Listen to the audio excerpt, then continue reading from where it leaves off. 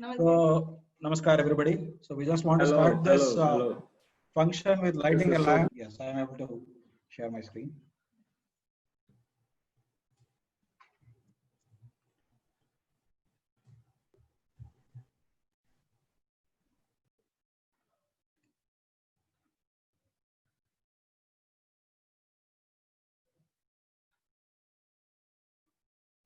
Thank you, Divya and Madhukar. You can just be seated.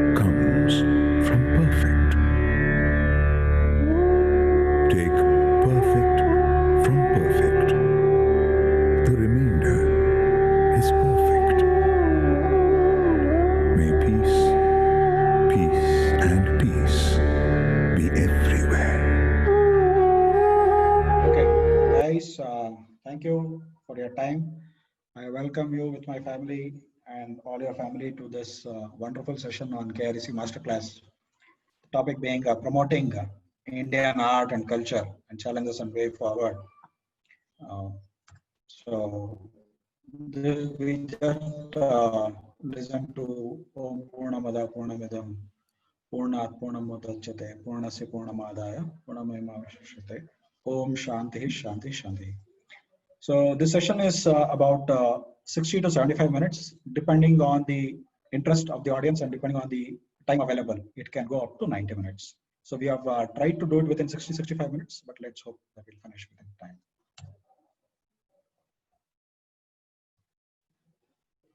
So today's agenda is about, we start from Vedas, like whatever we speak about Indian art, Indian culture, or anything about India, we always go back to ancient India.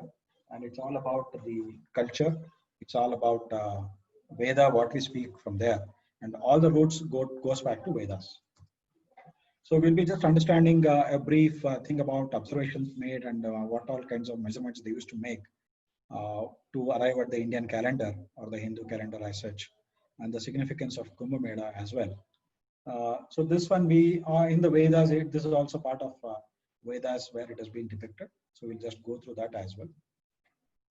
And when it comes to art and timeline overview, which are all the major dynasties and how they have done and what they have done, using what, and from which Veda the actual the temples were built and various things. So everything goes back to Vedas. So again, when it comes to cultural overview, we have various dialects, we have various languages across India, we have various dress forms, food, festival, gatherings, pilgrimages, musical instruments, and so many things, and everything has got origin again back in Vedas. What is the current situation of our Indian culture, Indian art, and going forward, what kind of global recognition it needs and what we need to do it. The last one would be the opportunities and way forward and how to go about it. So in all of these aspects, everything will be referring back to some source in Veda, be it some mantra or shloka, or some sukta, or some agama, or some Upanishad, or Veda itself, or some part of Aranyaka, Brahmanaka, or anything. So whatever we speak, we always go back to the Vedas. So this is about today's agenda. So as we all know, we have 4 different Vedas or Chaturveda.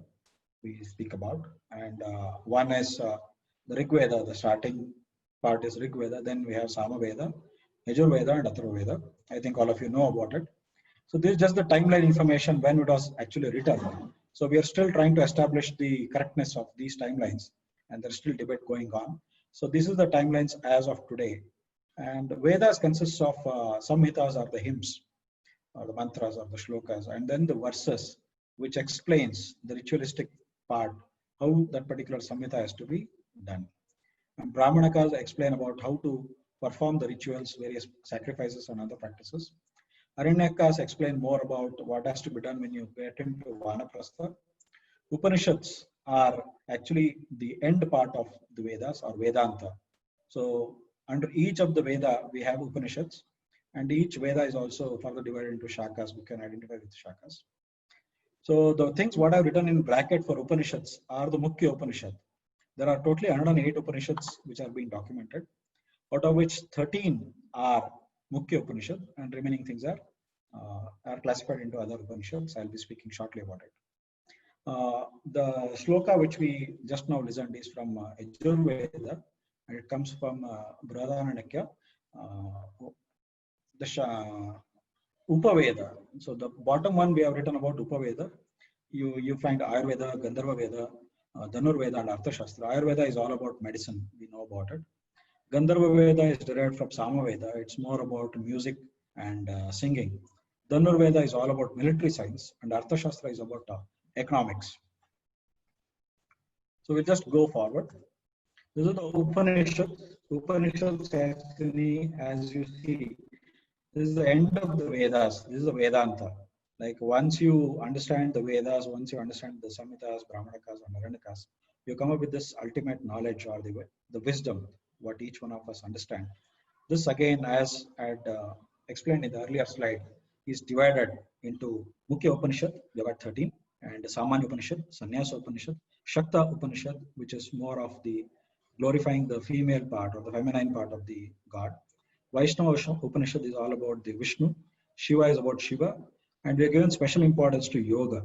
So yoga is we are, all the 4 Vedas, we have contribution towards yoga Upanishads. So this was the Upanishad from where we just now heard the mantra of Brihadaranyaka. There are some more mathematical related aspects which are depicted in Subala. I'll be just touching upon this. And Rudra Prashna or Rudram Chamakam all comes as part of Krishna Yajurveda, this particular Dradhyaya. And as we all know, Kundalini or Yoga Tattva or Yogasana we do, these are all part of this particular Upanishad which comes up. So this is a broad classification of Upanishads and a broad understanding of how each Upanishads are part of the Vedas. Here, Yajur Veda is divided into 2 parts, 2 shakas, Krishna Yajur Veda and Shukla Yajur Veda. So accordingly, we have given the classification. So when it comes to Upanishads, these are all actual wisdom or actual experiences of the people who have performed all the Samhitas as per the Brahmanakas defined and sitting in Aranyakas, and they have arrived at this kind of wisdom which is all documented. So we can keep on adding our experiences, but unfortunately by the end of 14th century, no more additions have been done to Upanishads as well. So Vedas we cannot touch, it's all done. Only Upanishads we can keep adding. And this is just a list of mantras which we regularly chant, from where it has got the reference, which Upanishad or which Veda and which Aranyaka or Brahmanaka, everything is just giving it here. So Om Badram Karnevi or Purnamada or Sahanavavatu, which we chant, or Sarve Bhavantu Sukhina Sarve Santu Niramaya. So these are the few things, examples which I've just tried to add here. Gayatri Mantra is part of Yajur Veda. Mahamrutyunjaya Mantra is part of Rig Veda.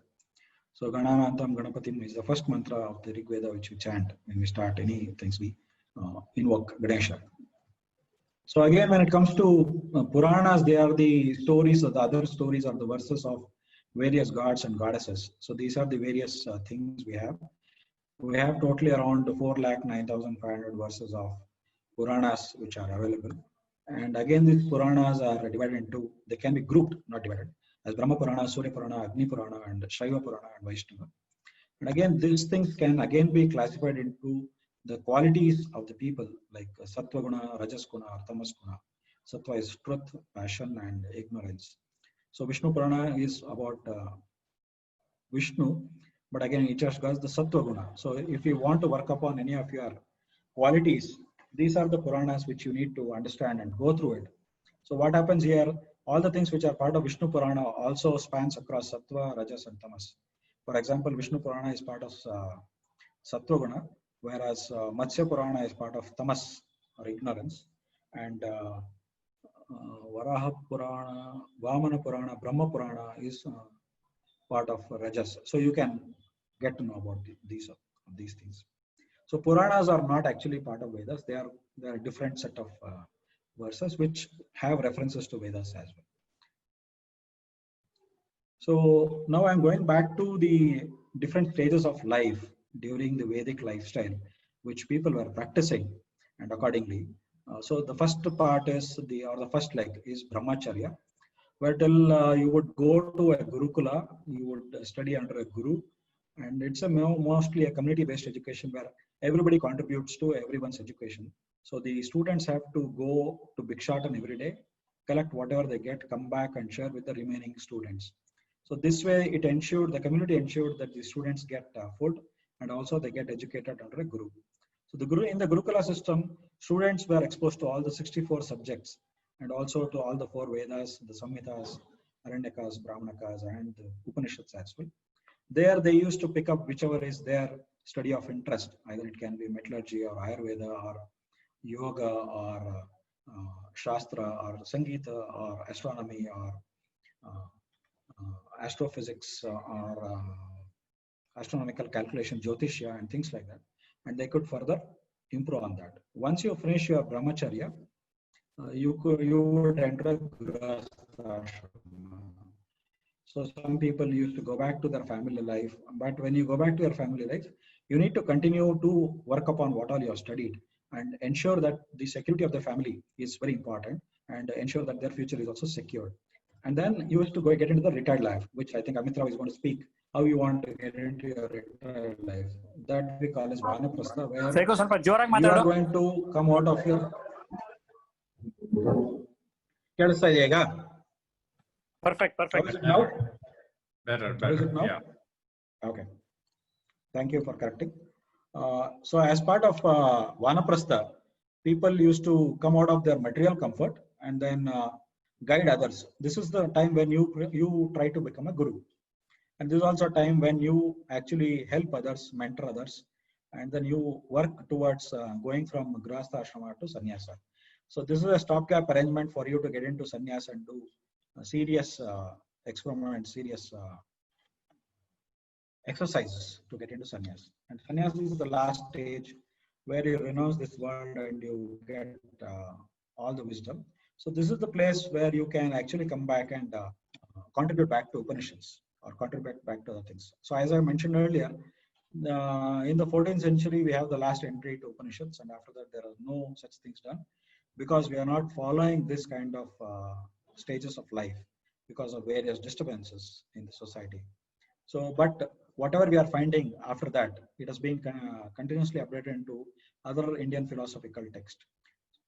So Samhitas and Brahmanakas, what you are doing it here, and then the Aranyakas will come here, and then the Upanishads. So this was the way which we are trying to do. And every 12 years, we have the concept of Kumbh Mela, where people used to join together, come together in one place for about 35 days to 40 days to 45 days, or 48 days, and then accordingly meet and then exchange their thoughts. Kumbh Mela is a place where you will find a guru. Kumbh Mela is also a place where you will find a shishya. Kumbh Mela is also a place where you will find new subjects, new topics. And this was like more of a conference or an international seminar or international conferences where people can come from various walks of life, understand about the current things which are happening, and also take back what they want to study. And in the next Kumbh Mela, they are supposed to come back and explain what was their finding. And again, after the third Kumbh Mela, the people would come back and say, okay, we studied all these things, we experienced these many things, we were able to do this, We were able to see this. We were able to prove this wrong. We were able to prove this right. So again, you go back.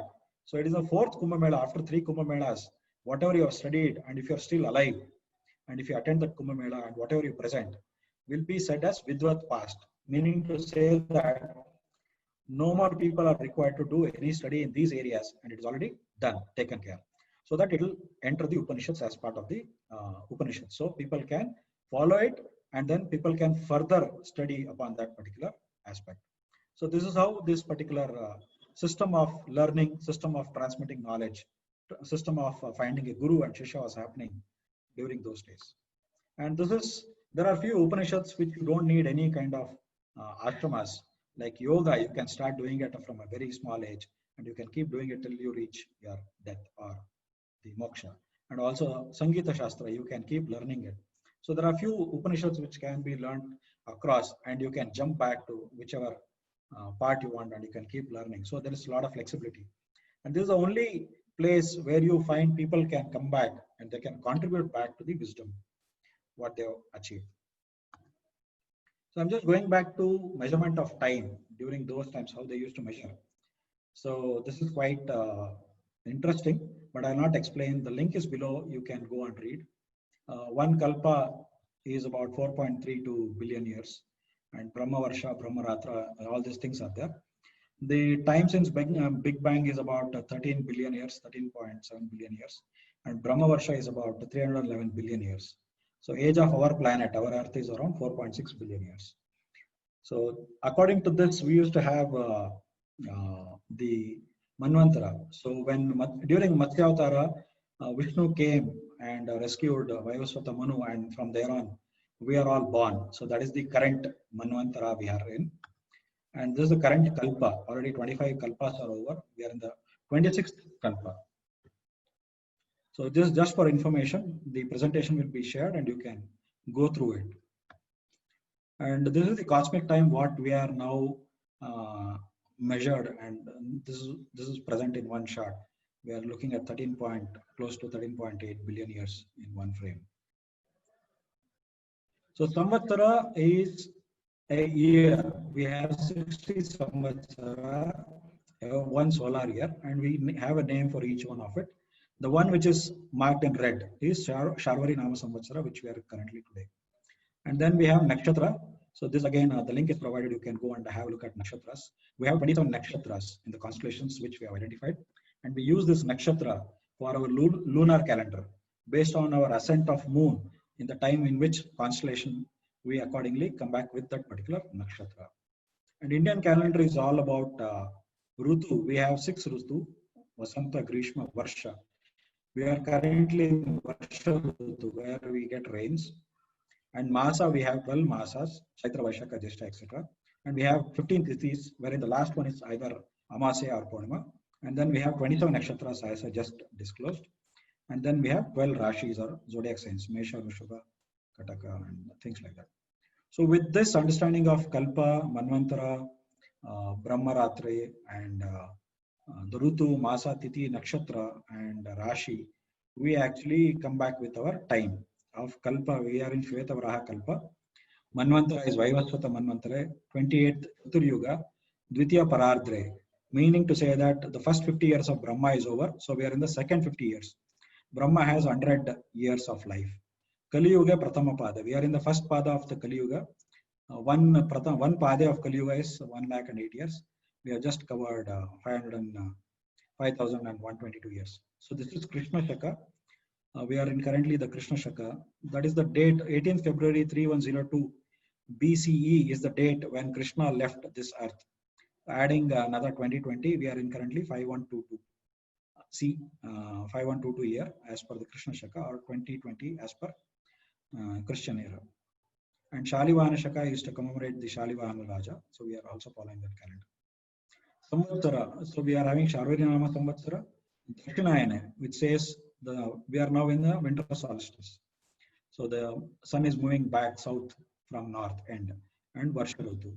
And Nakshatra is Shravana Masa, Shukla Paksha, Panchami Tithi, Shanivara, and Uttara Nakshatra as of today. So in the English calendar, we just say 25th of July 2020, But when you go to any of the temple, when you want to do any archana, they say Bharata Varshe, Bharata Kande, Shweta Varakalpe, Vaivasvata Manvantare, then Kali Yuge, Pratama Pade, Dvitiya Pararde, then Shaka, they will tell, also they will tell Sharvarinama Samvatsara, Dakshina, you know, so the entire thing. And after that, they say the Gotra, from which Gotra you are born.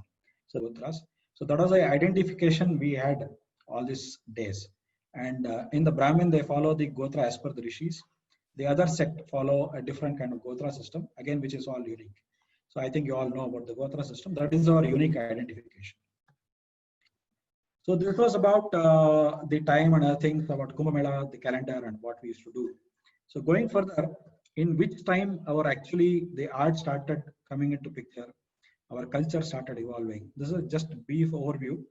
You can just read it for yourself. The Indus Valley was in West and North India, whereas Magad was the major kingdom, followed by Mauryan, who spanned across North, East, West, and Central. And in the South, we had Pallavas, we had other kings, Chola, Cherya, Kadambas, up to 100 AD, and Satavahanas. And later on, we had the Kadambas, Gangas, Chalukyas, Rashtrakutas in the South, Hoysala and Vijayanagara, who contributed a lot towards art and culture. So the span of there into East and Central is also part of it. Eastern Ganga is mainly in Orissa and West Bengal. This one, this is a new finding for me of Chutia, Assam. This I need to learn more about it. And also this is mainly in Rajasthan. And again, we had Chalukyas in Gujarat. So this is just a brief time overview. And I just want to take you to the temple architecture. I'll be speaking more about the art form visible in the temples of Karnataka, to be more specific. The picture, what you are seeing is a sketch of Amrutapura, Amruteshwara temple, which is an 11th century temple, which was built under the Hoysala kingdom. It is in Chikmagalur Taluk, Chikmagalur district, Tarikere Taluk of Karnataka. This is one of the most beautiful temple I've seen so far. And all these pieces can be joined together. Like by the end of 11th century, a lot of people from West, they started invading and plundering the temples. So the temple construction was completely changed. They thought of completely developing a new temple architecture altogether. And they came up with the concept of plug and play. All these are like kind of Lego blocks where you can remove each one of them and add it back. So when they got the news that some enemy is going to come, they used to remove all this sculpture form and then bury it in the sand. And then the temple would look very barren and very plain. And when the enemy goes away or when the kingdom is back into control, they used to restore back the temple. So this is the plug and play technology which they envisaged during the 11th century AD. So I'll be just stopping the share. I'll be going through a section of Ramayana. Just a minute.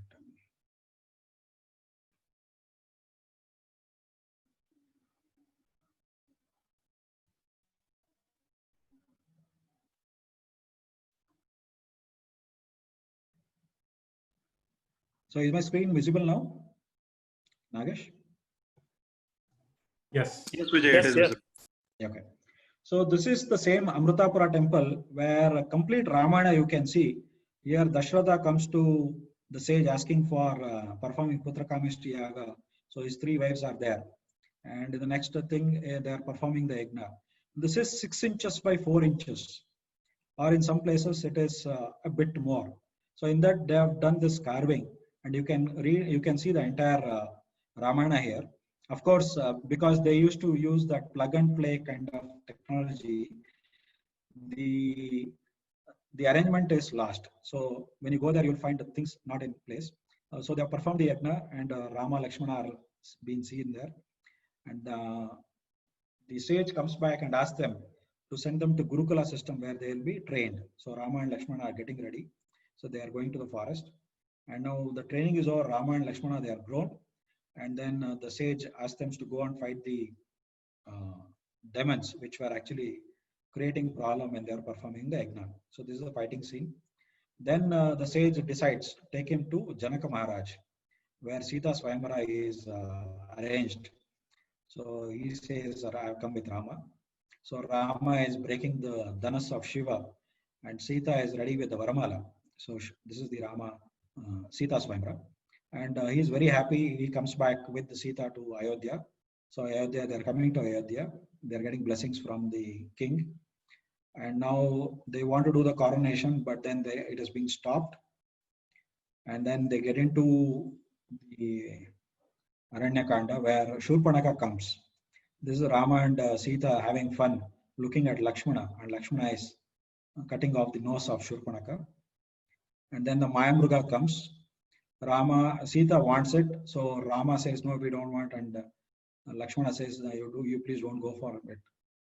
And then Rama goes and he hits the Mayamruga, and then it falls down as in the form of the Rakshasa. And then the Lakshmana comes. But then Lakshmana draws the Lakshmana Rekha and says, Sita, not to come out of it. But then Ravana comes and then he pulls her out when she once crosses the Lakshmana Rekha. And then she's been lifted in the Pushpaka Vimana. And in the Pushpaka Vimana, when you're going, Jatayu comes and attacks Ravana. So the fight between Ravana and Jatayu. And the Jatayu actually dies. And before it dies, it'll hold its life till Rama comes. It'll tell Rama that it has Ravana has taken in the direction of south. And then they further go south, and then they meet the Vanaras. The Vanaras say, yes, they found somebody flying in the sky, saying that they were all there was a lot of scream happening, and they found some of the jewels being thrown. And then they present those jewels for Rama to identify whether it is Sita's jewel. And Rama identifies. And this is a very funny scene here. You can find all the monkeys smiling here. So the reason for this particular scene is Rama says, yes, I want your help. I want to go and fight the person who has abducted my wife. Can you please help me? But then the Vanaras are so engrossed and they are so laughing, saying that you are not capable of taking care of your wife. And you are now coming and asking us to help you. So how do we trust that you are capable of leading an army when we come with you? Are you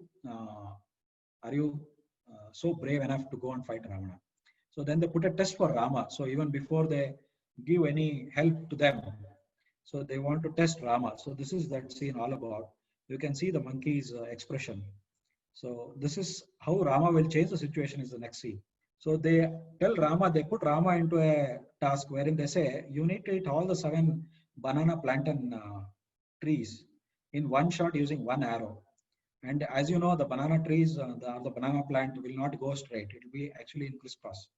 So Rama knows that there is a snake lying below, and he will put his foot very hard on the snake. So when the snake becomes straight, all the 7 banana plants will become straight. And with 1 arrow, he will shoot all the 7 banana plants and also kill the snake. I find that this one is very good. He is a very good person and he has got a lot of valor and strength. So let us support him. So then this is the Vali Sugriva, they are fighting, and Vali is being killed from the back. So Rama is there. And then the coronation of Sugriva followed by Angada's coronation. And then Angada's coronation is here. And this is the scene of constructing the Ramasetu at Lanka. So this one, Vibhishana comes and prays to Rama. And then he comes on to Rama's side. So this is that scene. Anjaneya visits Lanka and he confirms. And Sita gives him the ring to identify the Chudamani.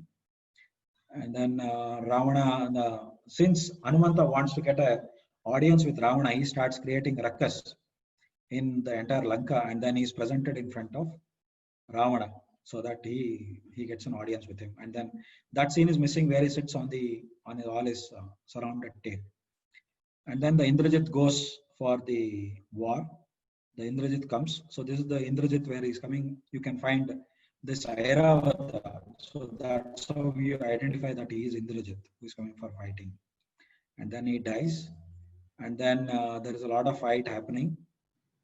So some of the things are all gone. And Mandodari actually comes and pleads Ravana not to fight any further. And also she pleads Sita not to kill her husband. So that is this scene depicted here. And this scene is they bring the Maya heads of Rama and Lakshmana to Sita, saying that they both are killed in the war. But Sita will understand through her powers that it is the fake heads. And this is another scene where people are fighting. And this is the part where Hanumanta gets an audience with Ravana. So this sequence is not in place. So then there's a lot of fight happening, and Rama loses all his strength, saying that we are still fighting and we are not able to beat Ravana.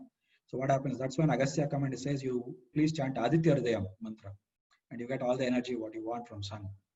So even today we chant Aditya Hridayam, and then Rama goes on fighting, and then they decide. The Ravana's team decides to wake up Kumbhakarna. This is very important. Waking up of Kumbhakarna, they bring the elephant, they bring the Nagara, the Tamte, the drums, and the Shanai, and they try to wake him up. And then he wakes up, the Kumbhakarna is up, and he gets blessings from Ravana, and then he goes on the war. And there is a rampage at the Vanara Sena, and people are all helter and skelter, they keep running, and all the Vanaras are running away here and there. This is the Rama hitting the Bana to Ravana, to Kumbhakarna. And Kumbhakarna is dying, and the expression of Kumbhakarna is very pleasant and soft. He knows that he has met the end and at the hands of Rama. So then Ravana performs the yagna before going into the war, wherein the Vanaras come and destroy or try to play pranks. So this is that scene.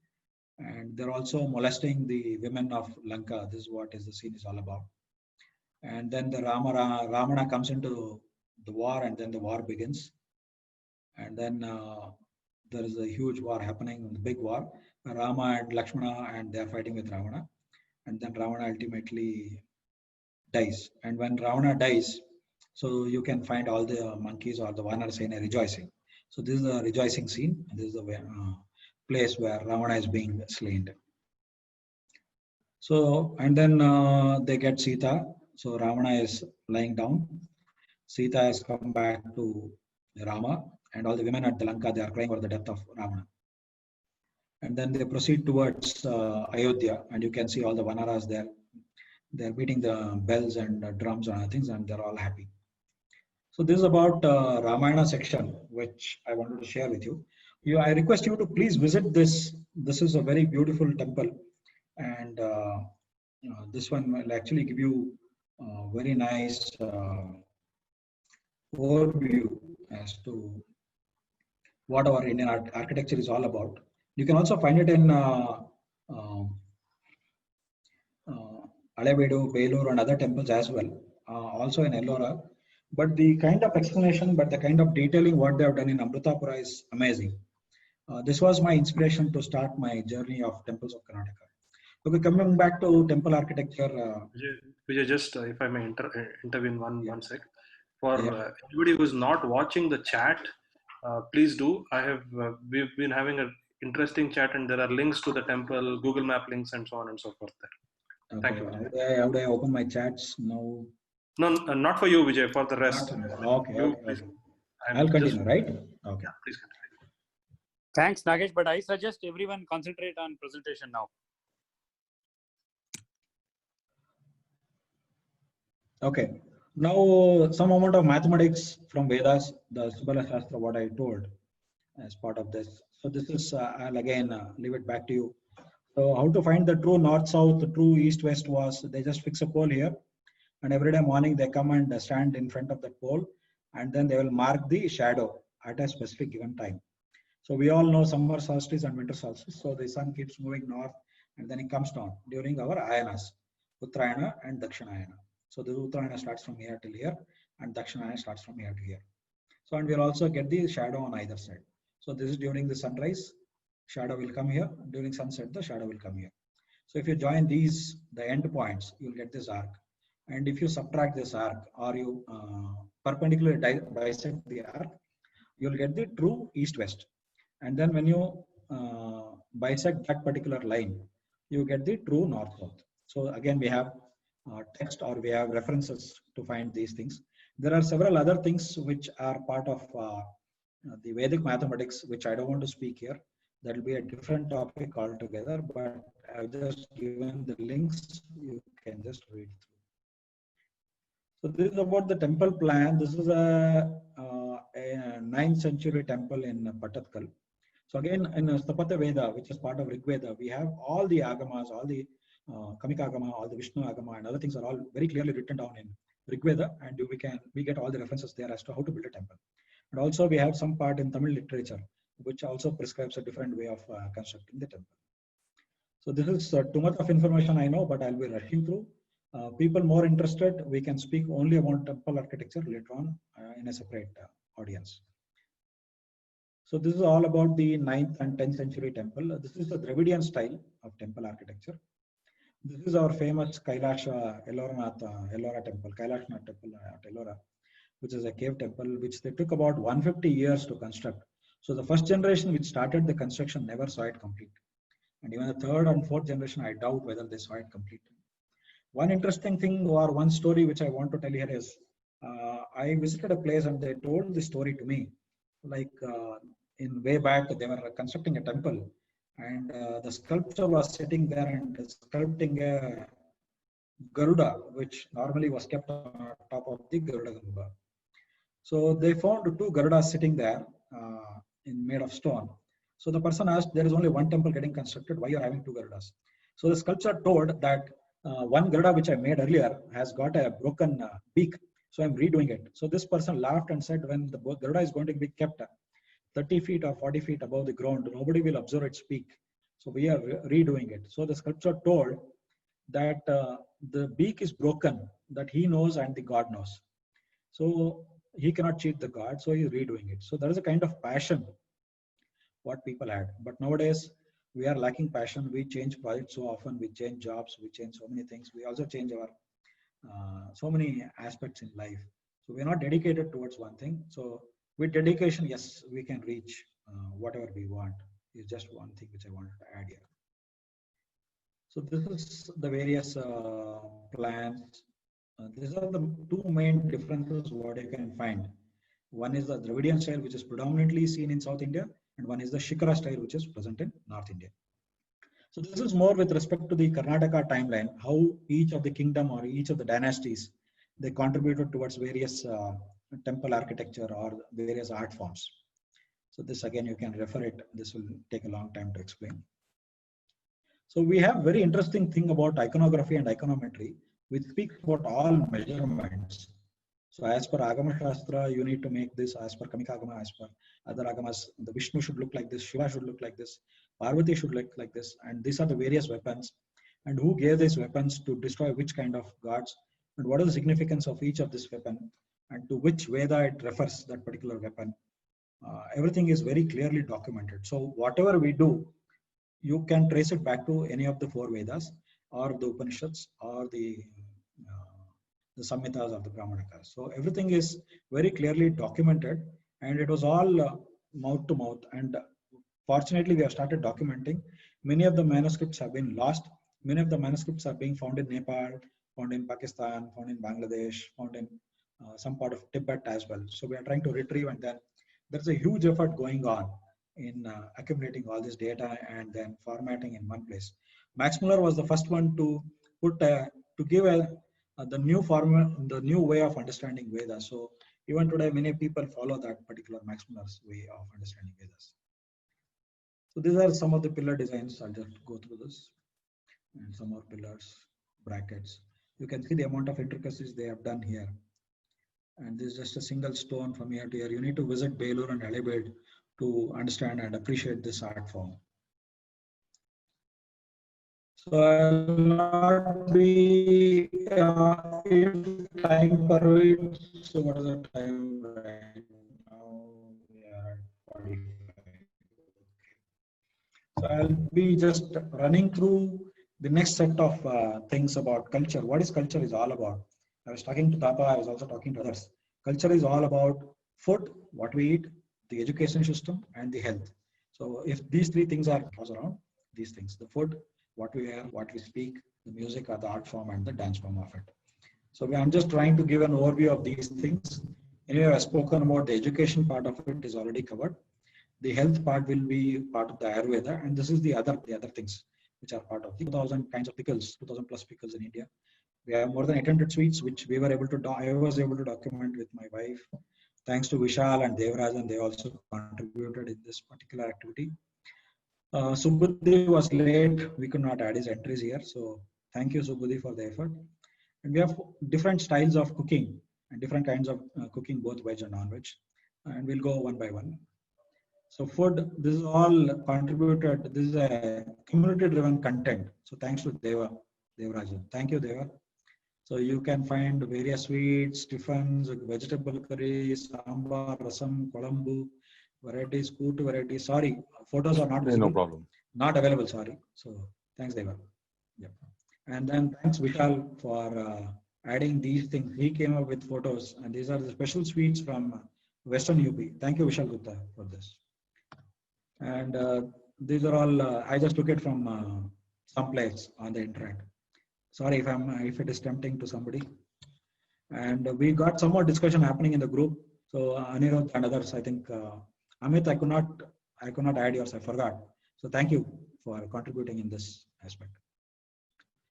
So when it comes to dress, the Nagaland shawls are very famous. Saris, I don't want to speak much. The ladies, they can understand. These are all the paintings of Raja Ravi Verma and of saris. So this will be more of a photographic journey what we'll go through. So Kushbu is there. I don't know who is the other actor. So now they are trying to recreate the same scene what Ravi Verma had done earlier. So this is one picture where you can find various ways of wearing the sari across.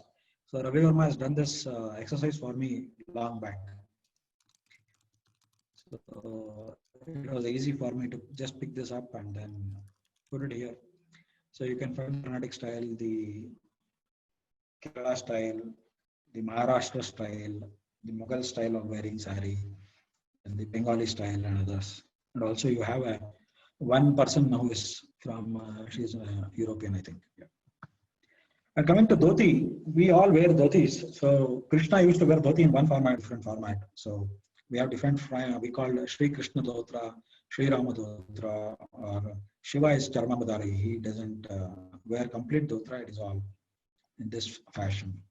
So this is the Pandavas, they are trying to come up with a plan. Sorry, yeah. Vijay, I mean, would you mind stopping your video? I think your connection is a little too slow. So what's happening is the audio tends to break up. So if you stop your video, I think it'll help. There's no video as such. No, your own video. I know. I mean, I'm saying where you are visible. My video. Yeah. Thank you. Yeah. So I stopped at Vijayanand for you. Okay. Thank you. So this is about Dhotra. So we have Sri Krishna Dhotra, Sri Rama Dhotra, and Shiva's style of wearing dhoti. And Kerala, you will find a different style, and Tamil Nadu, you have a different lungi. Karnataka, we wear different, and the color combinations are also changing. You go to North, they wear a different style. So this is one scene where Pandavas are strategizing their plan, the next move in the Kurukshetra war. And then they are wearing the Veeragache. And Hanumanta, as you know, he wears a boxer. And on top of that, he wears a dhotra. So it's a different style of wearing dhoti. Buddha wears a dhoti of a different kind.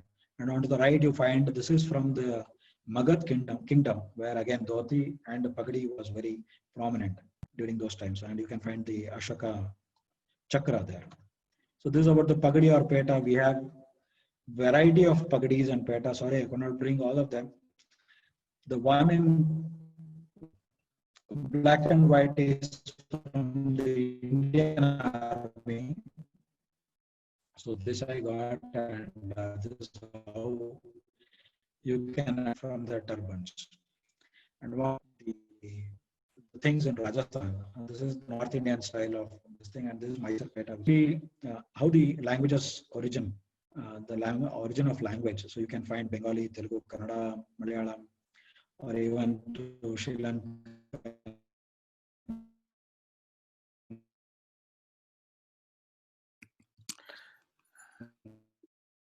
Vijay, your audio again seems to be going out.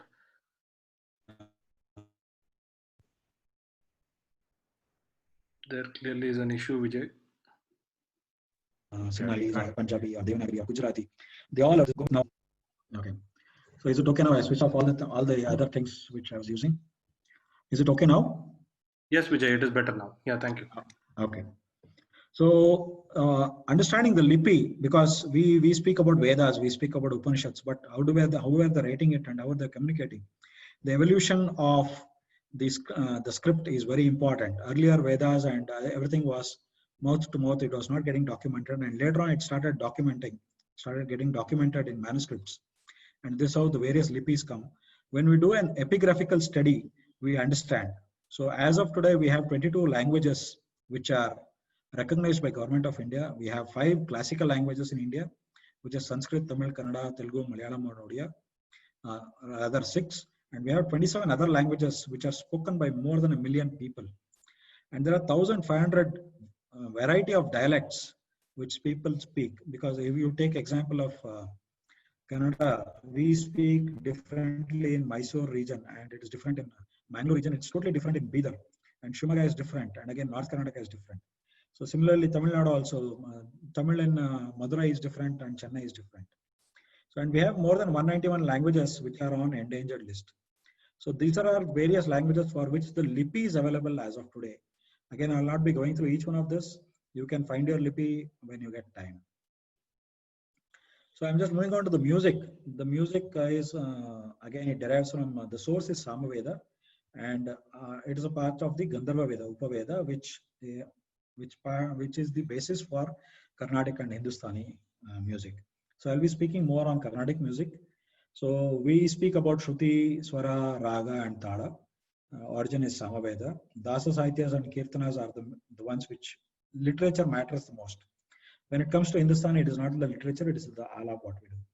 So again in Yajurveda, there is a mantra which I've written here, which speaks about Veena. So if you practice Veena and if you know how to play your Veena, then the moksha is guaranteed. So that's what this mantra is all about. So this is the basis of identifying the 72 Melakarta ragas in Carnatic music. This is called Katapayadi Sutra. The same sutra which I have given link below also helps you to use this sutra to do computer hashing technique in computer science. So this has been applied, and there is a paper on that. You can read that in your free time. So this will help you to raise your lead time or the search time. And these are few of the classical singers of Carnatic music. The first one is Purandara, then Kanaka, then we have Balmurali, and the fourth one is a lady. Can you guess who she is? Subbalakshmi? Subbu. Yes, our Subbu. Nice. And similarly, Hindustani, I've just added. I have not gone in depth about Hindustani. Who is the lady there?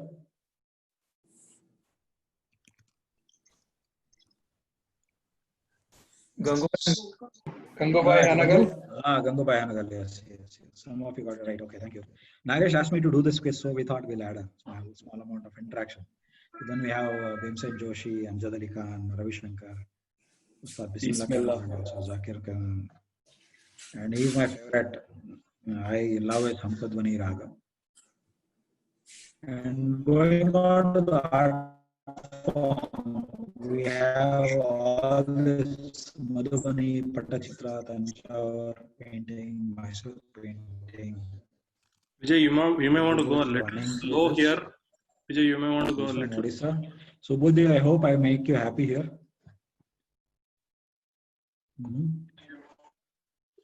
Vijay, you may want to go a little slow here. What's happening is the pictures to your voice. So this particular art form of Madhubani art is 3,000 years old.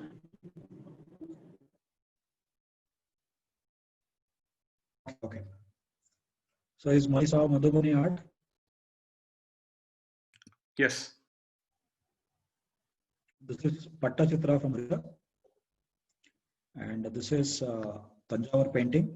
This is more of gold embedded painting, gold leaves. And again, Mysore painting as derived from Tanjore painting, but this is more of Rekha Chitra with again gold involved in it. So this is from Rajasthan.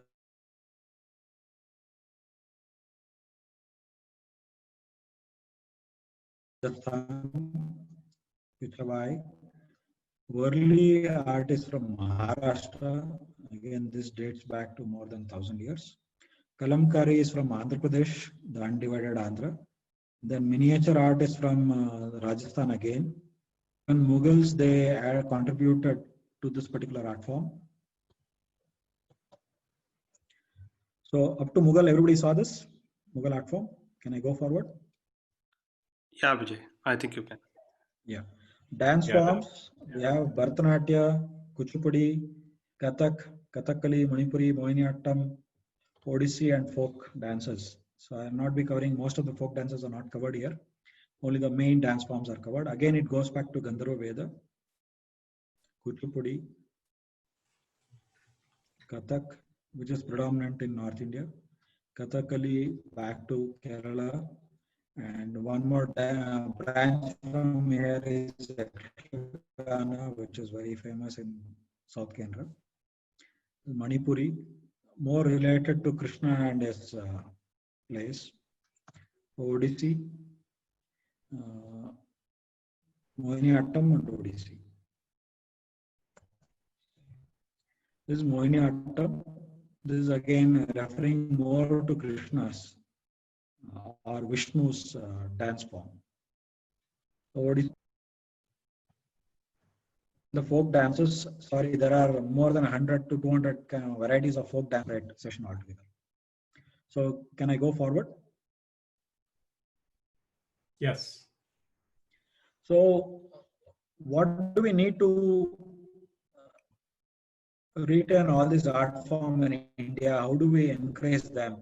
So when India signed the WTO, when it went to WTO and signed the agreement, it came back and it did this geographical indication tag. We have more than 400 GI tags, and each GI tag actually tells whether this coffee was grown here, whether this painting was done here, whether this particular dance form belongs to this place, whether this particular soap is from this place, whether this particular oil is from this place. So that when you get this GI tag, it will help you in exporting. So across all the nations, what the GATT agreement has been signed by India, they have this particular list updated. So when you send cardamom, or when you send pepper, or when you send chilies, or when you send the ginger from wherever you are, it gets this GI tag and it will be easy for you to export. So we have GI tags mainly carpets, manufacture sweets and textiles and everything. So Chanpatna Toys and Dolls has GI tag. Banaras Gulabi Meenakari Craft. This is a dying art. If somebody can pick this up, there's a huge market for this. Darjeeling tea was the first one to get the GI tag in India. And next time you visit Goa, please drink Feni. It has got a GI tag. We need to promote Feni. And if possible, also export this. And Hyderabadi Halim during Ramzan, they make this Halim. So you can go and taste it there if you're a lover of non-veg. And again, Patanchitra from Orissa, Naga Mirch is what Thapa told me about Naga Mirch, and it was only then I identified. Thank you, Thapa. I could not add the other links which you had shared with me, but Nagaland Mirch is the most intoxicating or the most deadliest mirch in the world. So, and also Mysore has got the most number of GI tags. And again, Rasgulla, people were fighting whether it belongs to Bengal or Orissa. So just Nagesh updated me that both Bengal and Orissa have got GI tags for Rasgulla. Is it correct, Rasgulla? I think maybe Subidhu should add later So, on. I think both Bengal and Orissa have got the GI tags. There was a long tussle, so Okay. I think we respected each other. Okay. Or basically those who are giving GI tags gave up. Yeah. Probably. So we have There's silk, an we have wooden interesting. craft, we have got bronze, we have got so many other things. And business opportunity is basically we have a very diverse culture, variety art form. You'll not get such kind of art form anywhere in the world. So you can pick anything and you can do business. Just do business of pickles, you are there. Just do business in saris, you are there. Just do business in painting, you are there. Just do business in pepper, spices, anything, you are there. And nowhere you will get such kind of diversity. So you got a huge opportunity. What I am doing as part of this is I am promoting a producer company, as part of this Corona COVID initiative from Government of India. I'm promoting local artists via my artsofmysore.com website. I'm promoting handicraft via Handicraft Cluster. This is another initiative which we have taken up with National Institute for Medium and Small Scale Enterprise, Hyderabad. And we're also expanding into USA and Canada market via Production and Marketing House. More news on this will be shared soon as to what we are doing further. So for all of us, there is a huge opportunity. So I think we all should explore. And then this is just about Ayurveda. I just added it in the last. I didn't want to leave this out because this requires a huge session all by itself. So again, this we have got 8 Ashtanga ways of handling your Ayurveda, the medicine part of it. So I'll not be speaking much about this. So guys, another 5 minutes. I just want to play a small video, and then I'll be closing my session for question and answers.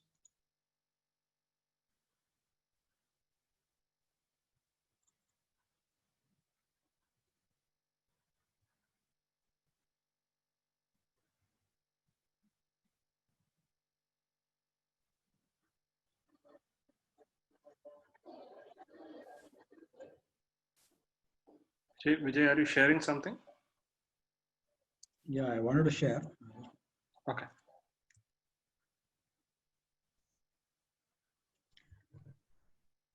My screen sharing is not coming up. Okay. I have to come back here, share screen.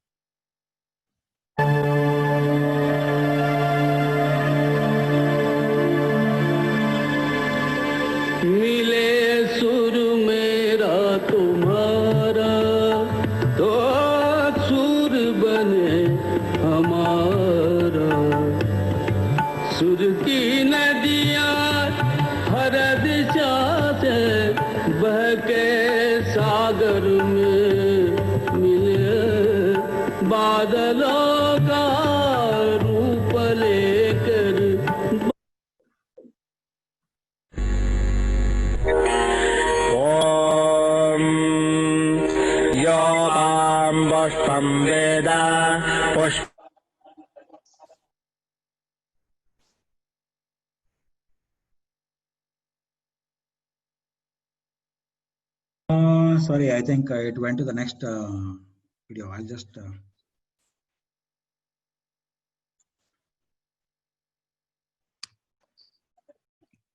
I was wondering why you started with Milesur. Yeah, I wanted to actually start this. Am I audible? Yes, you are. Okay, so if everybody wants to listen to this song, then we'll play it, or else we'll stop.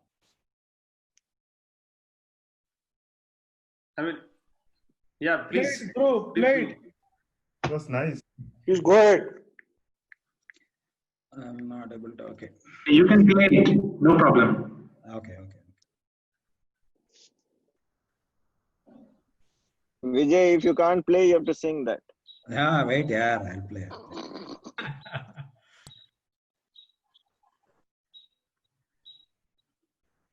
I'm just trying to minimize this and play.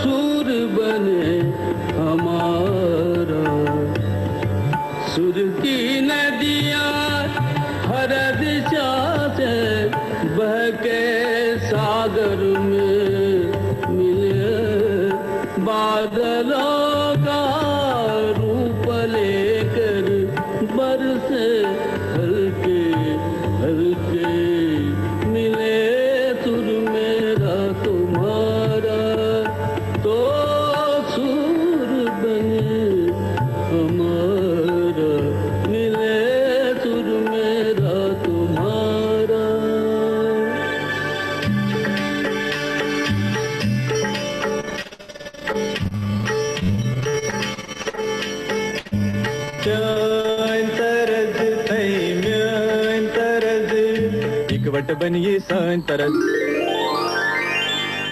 तेरा सुर मिले मेरे सुर से नाल मिलके बड़े एक नवा सुर ताल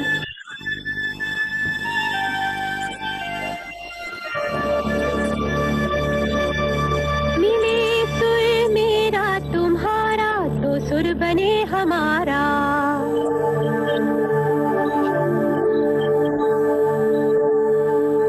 मुंहिंजो सुर तुंहिंजे सां प्यारा मिले जॾहिं गीत असां जो मधुर तरानो बणे तॾहिं सुर का दरिया बहके सागर में मिले बदलांदा रूप लखे बरसन होले होले।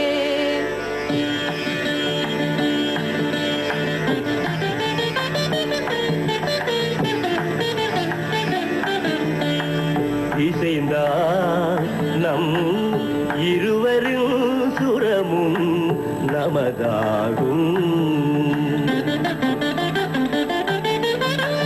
திசை வேறானாலும் ஆழிசேர் ஆறுகள் முகிலாய் மழையாய் பொழிவது போல் இசை நம் இசை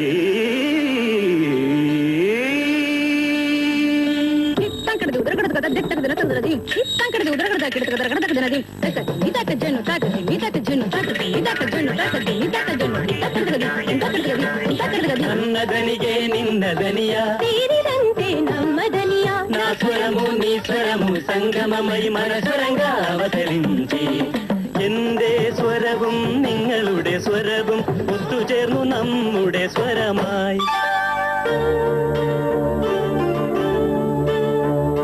তোমার সুর মোদের সুর সৃষ্টি করু কই সুর তোমার সুর মোদের সুর সৃষ্টি করু কই সুর সৃষ্টি হো কই কোতা।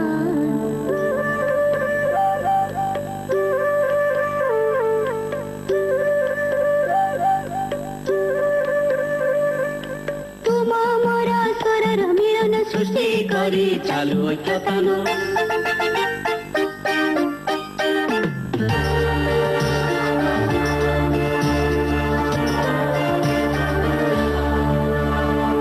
મળે સૂર જો તારો મારો બને આપણો સૂર નિરાળો।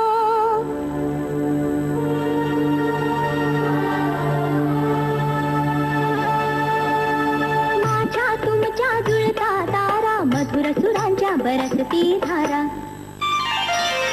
सुर की नदियाँ हर दिशा से बहते सागर में मिले बादलों का रूप लेके बरसे हल्के हल्के हो मिले सुर मेरा तुम्हारा मिले सुर मेरा तुम्हारा ओ सुर बने हमारा।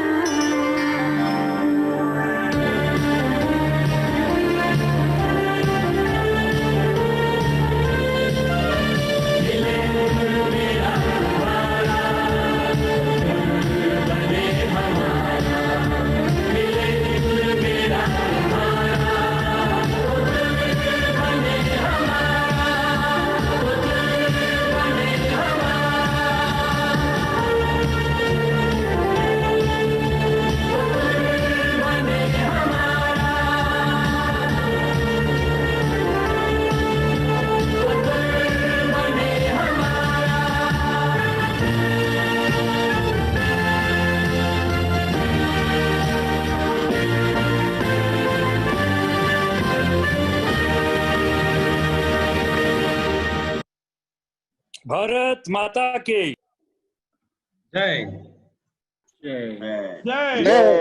Hey.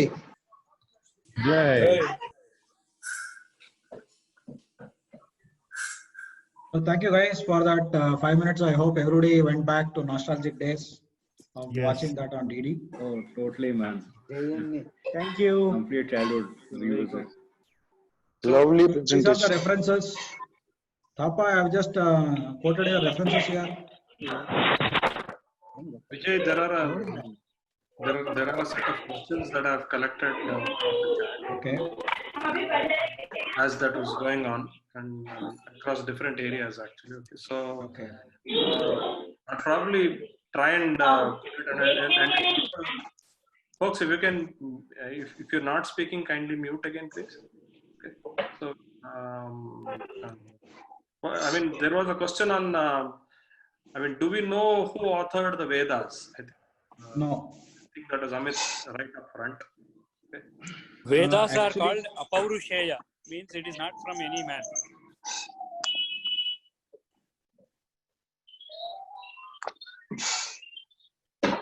So it's like Wikipedia, I guess. I mean, okay, sorry, folks, if I can just ask Vijay to comment. No, I am not the authority to comment here. Vedas are actually, some say it is from Shiva, some say it is from Vishnu. It was told to the sages and then sages to the people. But we don't have any such person saying that he was the one who is the creator of Veda. So there is no documentation. It's more of an open source, as somebody told. So there are multiple authors for Veda. Vedas Open source. the text of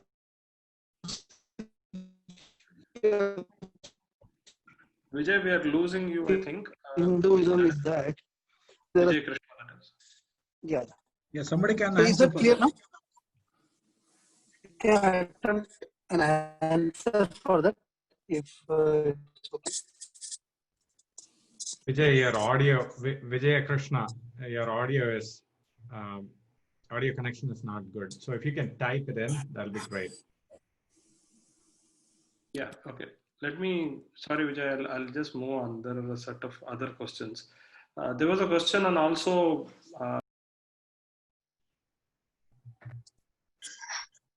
there was also a question on languages, Vijayanand went in, and oldest living language being Tamil. Is that really a fact, and so on and so forth?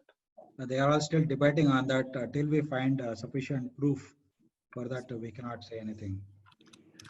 At least I cannot say anything. You were talking about manuscripts, and Subhuti, I think, wanted Correct. to know who is leading efforts to retrieve manuscripts. Who are the kind of people who are trying to, I think, safeguard them for the future, etc.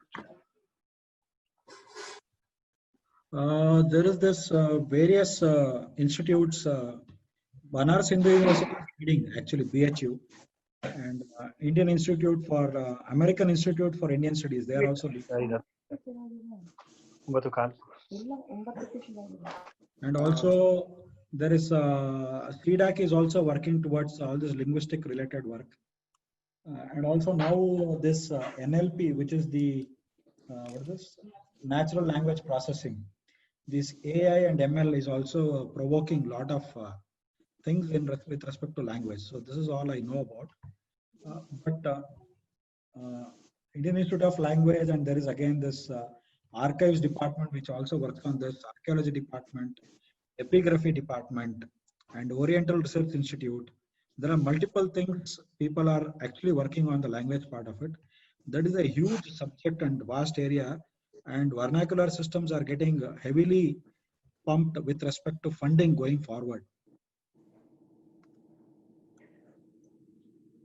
So back to the Vedas, I think there are a few more questions coming up right now, which is there a good source to read up publications of Vedas, written down versions of Vedas? Sure. Or if there is any modern research happening to understand technology discussed in Vedas, etc. Okay, one thing is there is one encyclopedia on Hinduism published by Ramakrishna Mission. That is one good source. So you can start there. And I also have links to archive.org, where most of the manuscripts have been retrieved and it has been published there. And also recitation of various mantras and hymns are also available. I'll be sharing that link as well. I've made my own page where all those, it has got more than 400 to 450 hours of chanting of all the mantras and as part of the Samhitas. That can be done. So, but again, to begin this or to initiate this, you need to have a guru.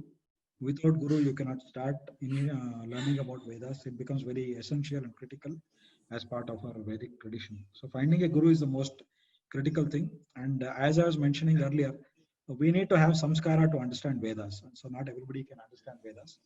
if you are having Purva Janma Samskara or this Janma Samskara is what we believe in, then definitely we all can understand Vedas. So, any references that you could give towards ancient Indian cosmology, timelines of the Big Bang, and what? Yes, all those things I'll be providing as part of the references and links. Wikipedia is one place where you can find all the links and text pertaining to Vedas, because Wikipedia will get updated every now and then whenever there's a new finding. The rest of the publications or rest of the PhD work what earlier people have done will not get any correction happening there. So Wikipedia is one place. But again, a lot of textbooks written by Max Muller, written under Bharatiya Vidya Bhavan, written by Ramakrishna Mata. These are all the places where we can find. On the documentation has happened only in the past 150 years. Earlier to that, it was only through mouth to mouth. So it was not documentation we will not get. But yes, of course, now whatever is they are retrieving, they are trying to document it.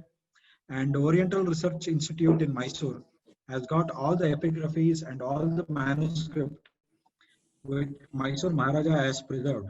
So people can come to Oriental Research Institute and then they can study there. Yes, I think Vijay Krishna also added on the chat with respect to the Maharaja of Mysore having done translation, and that was reprinted 5 years ago, which is a good source to go back to.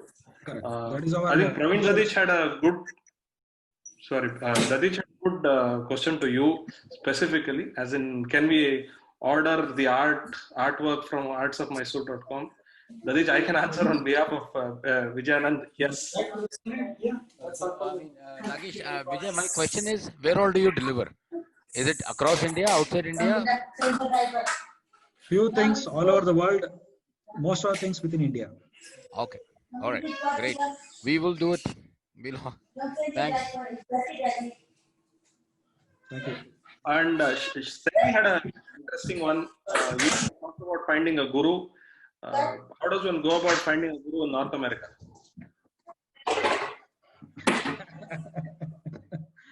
I don't know, to be very honest.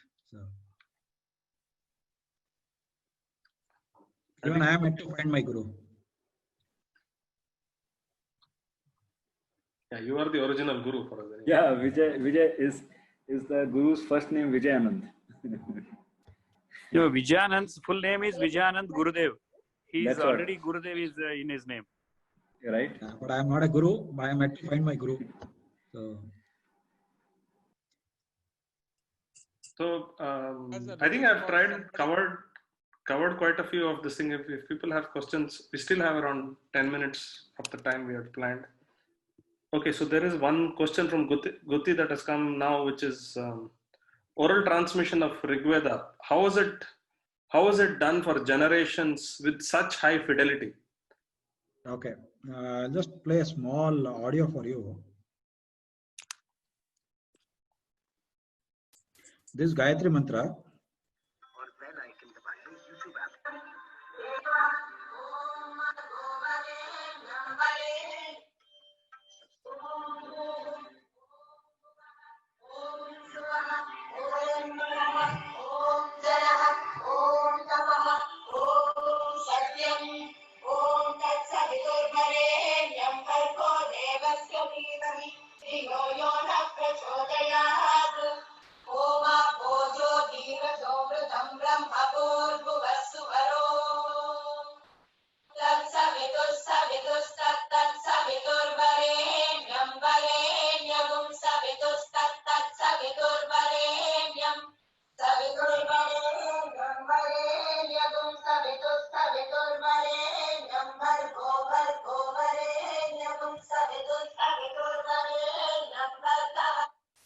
So this is called Ganapata, where you actually keep reciting the same word, the previous word twice, and then you add the next word, and again add the previous, you add the new word, again repeat it twice, and then go to the next word.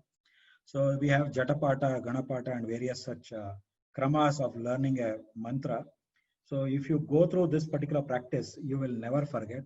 And also, I can share a link on how this Ganapata is being done, or Jatapata or Kramapata. So this is a wonderful learning. Myself, I got initiated a few of the mantras from Satyabodha thanks to him, he actually taught me one mantra called Buddhir Balam Yasho Dhairyam Nirbhayatvam Arogatam Ajadyam Vakpatutvam Cha Hanumat Smaranat Bhavet. This is a mantra of Hanumanta where it says you need to have brilliance, you need to have strength, and you need to have the courage to go and talk. And to do any work, you need to have good health, and you need to present yourself in with much confidence. And to do all these things, you need the blessings of Hanuman. So this is very clearly written that even though I know the subject, even though I know the topic and what to talk, and if I don't talk with confidence, people will not accept me. So this is a small mantra which has created profound. It has given me a lot of strength. And myself and Ramnath are also trying to understand Vedas in our own ways, and we are also in the process of documenting things. We are open to people to contribute to this, what effort we are doing, little effort, what we are doing towards Vedas. It's more of understanding your own self. It's more of introspection and more of understanding oneself. So, did I answer your question? Guti, unless you don't get into it, you'll not learn. Yes, yes, Vijay. Thanks a lot for a great explanation and example as well. So one new one that is coming from Harish right now. I mean, and very relevant to what you were talking about.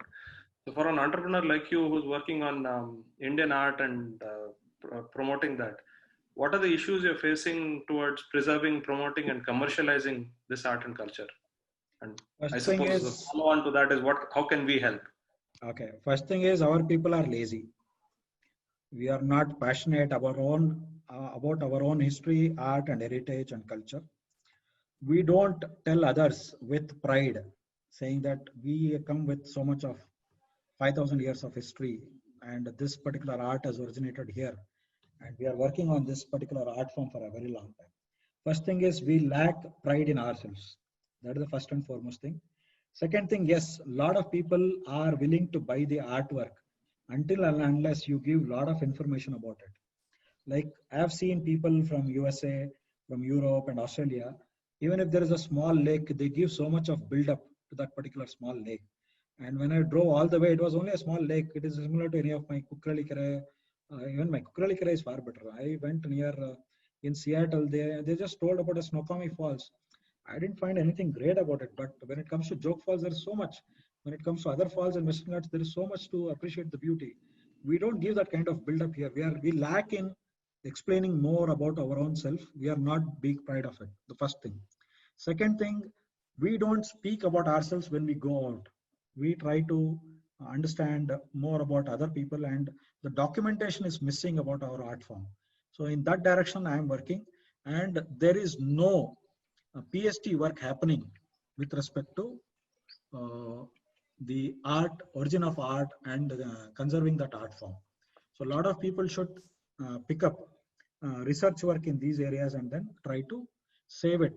And more than anything, we need to be proud of what we are doing and from what heritage we carry. So just to continue this question, Vijay.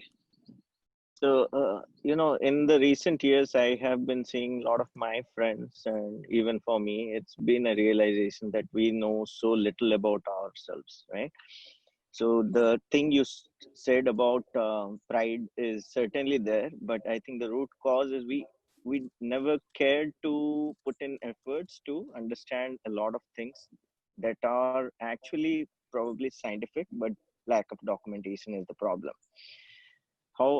What do you think for a generation like us who are confused, who we have been on a certain format and we still need to understand and learn this format that we are realizing we should have known a little more and pass it on to our next generation. So can you tell us simplistic ways how we can balance both East and West and with our daily routine? Do you think we can find a way where we can start learning and passing it on to the next generation and contributing towards what you are doing?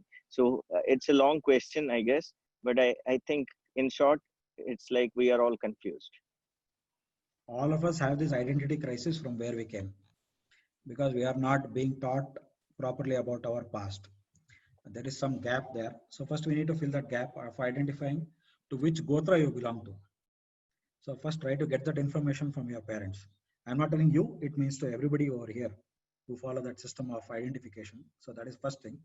And each one of us will follow some either Yajur Veda or Rig Veda or some part of the Veda. So you might have to ask your guru, or you might have to ask your elders which sect or which class you belong to, and accordingly start those rituals. So that will be one way of identifying yourself from where you belong to and from where you come and what is your history is all about. And second thing, most of us have migrated when there was a lot of wars, and our roots were all there in Magad. If you initially begin, then slowly people moved towards Kalinga, then people moved towards Punjab, then people moved towards Rajasthan. If I trace back my history, people were in Magad, somewhere in Bihar or Patna, they moved down to Madhya Pradesh, then they came to Vijayanagara kingdom in the 14th, 15th century, then they came south towards Bangalore and Mysore. So this we were able to trace because my father told me this story. I don't know how far it is true or wrong, but that is the history we are tracking. And similar to Ramnath Pai or any of the company, you can trace it back to your Sindhu Nadi civilization. So all the companies, they have traveled all the way from Gujarat to Maharashtra to Karnataka and all the way up to Kerala. So similarly, we need to trace our history. We need to do some kind of research or try to ask questions to our elders and then document it and then pass it on to our younger ones. And also, East will never meet West, because West will follow East and East will follow West. So we are always going in circles. So that is a very difficult things to answer. So, and whenever you speak to somebody, start asking them, who is your, what do you do? What is that daily discipline or ritual, what you follow and things like that. And this Indian calendar system, if you start following it, or if you just tell this to your kid every day, what is today's Tithi, what is today's Nakshatra, what is today's Masa or Paksha, then slowly they will get attracted to this. And I have been doing my own study using Panchanga, wherein in the Panchanga, they very precisely tell on which days you will get rain. And most of the time, 70 to 80% it matches. So many a times we also look at the Panchanga and then I go out. More than my meteorological model, this Panchanga model works. So there are a lot of things which are actually hidden wisdoms which we don't know. So we need to start exploring one by one. If you are more interested in mathematics, try to look at mathematics in Vedas. Try to look at mathematics in Upanishads. You will find a lot of links. You can do your own small research. And that way we can get connected. So everything gets connected to Vedas. So that was the essence of this particular presentation. I hope I tried to answer your questions, Subudhi, but it's not complete. I know we need a lot of work to be done here. Yeah, I think Vijay, you have sparked let me just, sorry, Umesh, if I may just interrupt. One last question I'm going to just put in because I think it's very relevant. Praveen actually asked Vijay if you have tried to raise funding for this venture, and I think he had a follow-on for Sunil or on that. Right. Praveen, So, if you can. sure, I will. So, Guru, first question is, have you tried to raise funding? And my question is to Sunil. You know, Ken is not here, so Sunil is also into this. Sunil, you know, my view is you guys meet a lot of individual investors. There may be many people who at personal level appreciate this. So do you think people like Guru can raise funding to expand this to, multiple locations around the globe? I think we'll have to do a little research on this. To be honest, yes, it is possible. But if you are thinking from a VC perspective or, seed, it may be difficult. My gut feel is anyone who has a belief in our system and who is passionate about it would be willing to do it. And there are a lot of people, a lot of able to come forward. And to be honest, initial needs that the Guru have, we don't necessarily need to look for outside. Maybe some of us ourselves can, come forward and yeah. Could you follow anything or nothing at all? No, we missed you in between. So that's exactly what I was saying. There may be many individuals, not VCs, not institutions, but there are a lot of individuals out there who appreciate this, right? Who want to contribute to this, and perhaps there is some model which, like Guru was saying, that there's lot of business opportunity there. So perhaps there are a lot of people who would want to fund such a venture. That was my question to you. Do you come across such people who are there? Yeah, I think so. Question is, what exactly Guru is trying to build? There are two sides to every venture. One is which is more philanthropic, where he's trying to educate people on Indianness or Hinduism and other stuff. The second side is where he has still talking about a lot of old basics. So if we mix the two and we package it well, I'm certain there would be people interested in taking forward. There's a very high demand for Indian stuff outside India and also within India. I live in Delhi, Gurgaon, and I think you come from Rajasthan. So, there is a lot of furniture manufacturing that happens there. Absolutely. So I think Guru has vast stuff that he can take forward, but I think he has to break it. One is the furniture side of it. Second, the knowledge that he has gained about the culture and all. That is more philanthropic, more education than VC kind of thought. Guru, have you tried raising funding? That was my first question to you. No, it was only through family and KRC batchmates. I've just taken hand loan for initial sustenance. As such, we have not raised any funding. But when we want to expand to USA and Canada, yes, we are looking for funds. But again, this Corona has stopped us for the time being. So, Guru, we can very well talk offline. I think we will take this offline. Yeah. The point is, if you have to expand, you don't necessarily always need funding. It's all about building the right distribution network. And if you are able to find some people who are willing to purchase from US and you just become a supplier from here, I think that itself is a good start for you. Yeah, in US, we are actually registering a marketing office. And in Canada, we want to have a production house so that we manufacture there in Canada and it is easy to send it to USA. So, so there are a lot of people here on the group. Our guys are there on it. I don't want to take the names at the moment, but then once we have things in place, we'll let you know. Sure. Praveen, I hope that somewhat answers what you were asking for. Go ahead, Sunil. This is one piece of art of Mysore item. I bought it from Vijayanand some 3 years back. It is wonderful cow and bachda, and then I don't think you will get this type of arts anywhere except from Vijayanand. I think at least we can purchase one item each for our. Thank you, Tapa. I totally forgotten. I think last 5 years, all our corporate gifts during Deepavali, we are trying to buy from Vijayanand. And also, in fact, right now, he made a very special steel making idol. Of course, I'm in Bangalore now. It's in Muscat. So there, a lot of innovation from Vijayanand and his team members. As Thapa said, we all must support him and try to purchase whatever gifts we are giving to our friends, relatives, and corporates. I think Vijay is into so many things. We are diluting ourselves and going into Arts of Mysore. Please come back.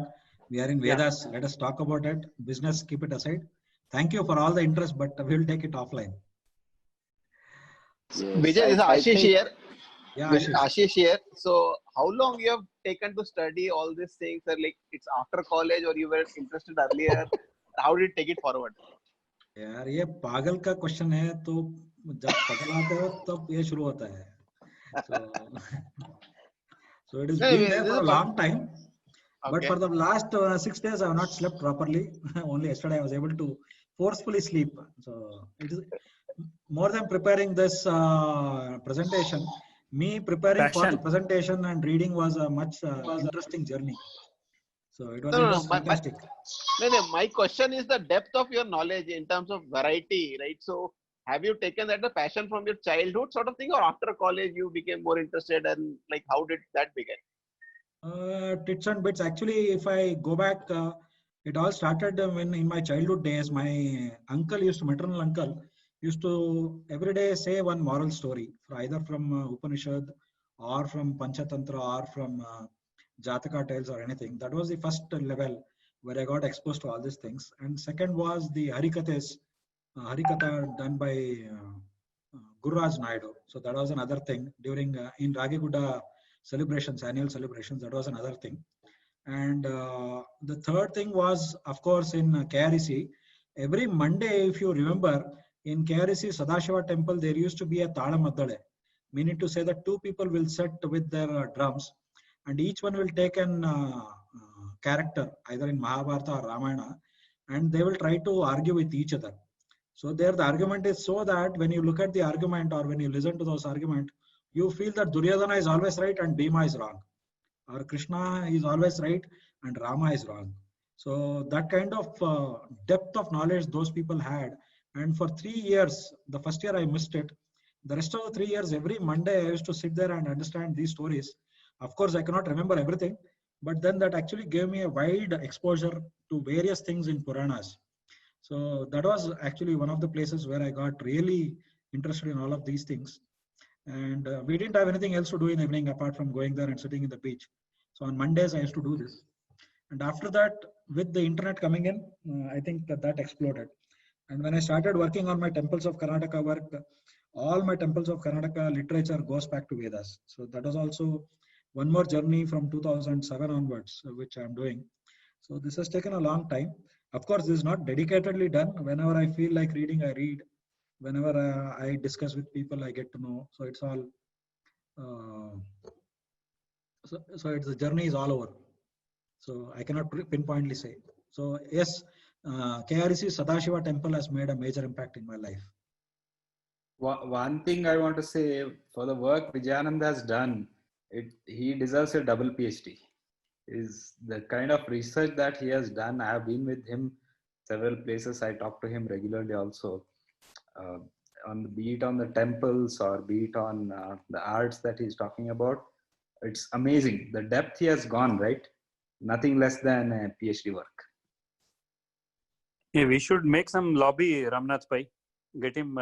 We should make him Dr. Vijayanand at least in a year or so. Yes. I think. Why 1 year? One suggestion I have, like, I think you can write a book, right, on that, so that that can be monetized as well as your knowledge can also be shared with audience, right? In fact, I think more than a book.